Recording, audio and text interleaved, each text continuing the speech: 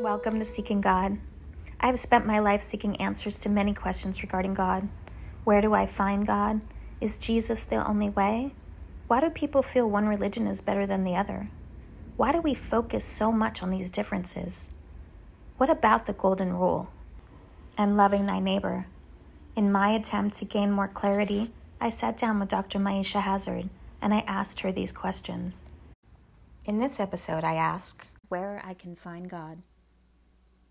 There's no need to seek God.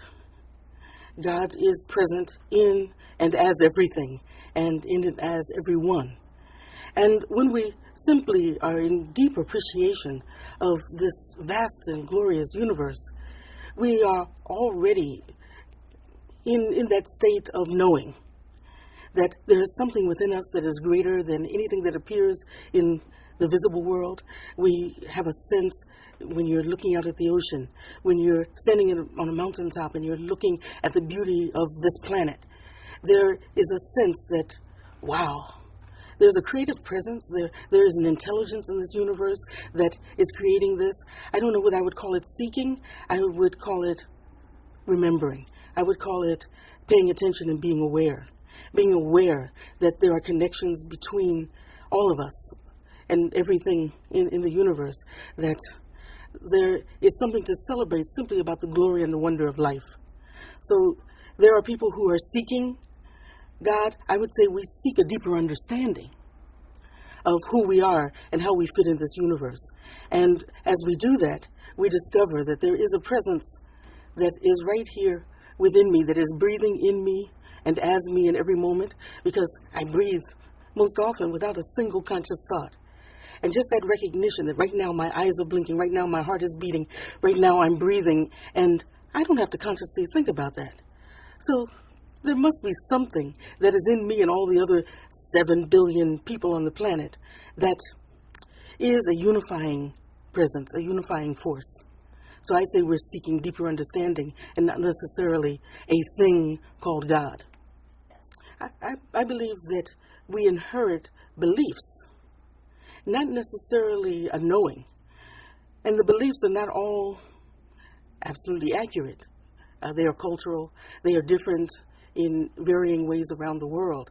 But the one of the things that is true for each and every one of us is that we land here on planet Earth.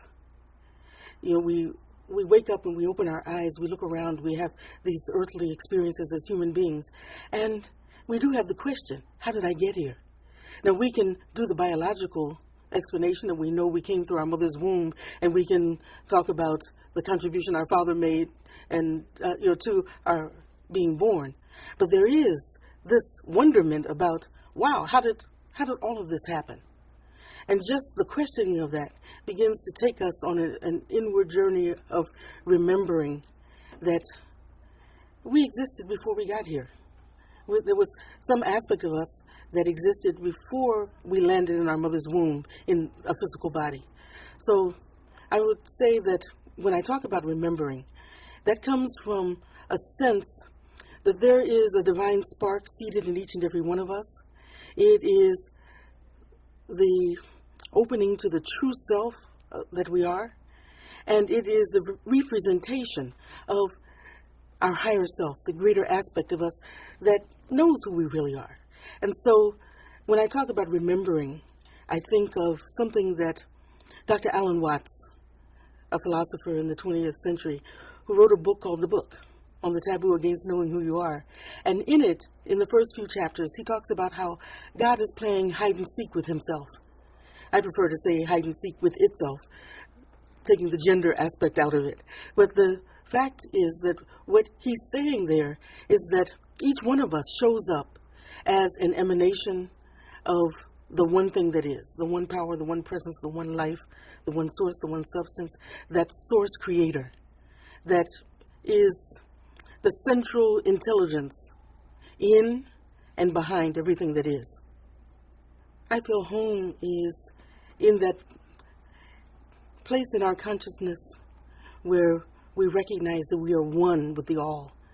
In any moment when I'm standing on the top of a mountain and looking out and going, wow, and I feel a sense of wonder and a sense of oneness with everything. To me, that's a moment of being at home, being in that place of knowing that I really am one with everything in the universe. I remember on my 29th birthday, my cousin, who had a farm up in northern Michigan, took me up there, and that night at midnight, she came and she took me by the hand, and she had a lantern, and we walked up on top of a high hill, and there were very few lights in that area.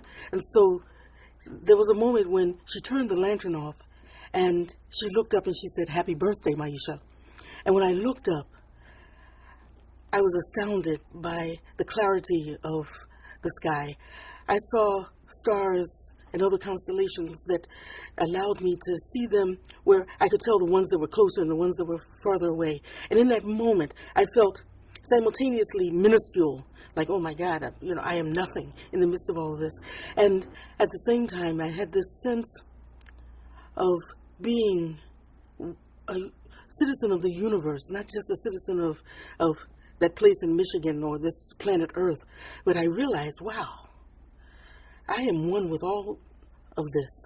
And so I would tend to say that home is in those moments of awareness when we recognize the beauty of this universe, when we recognize our connection to other human beings and to everything in nature.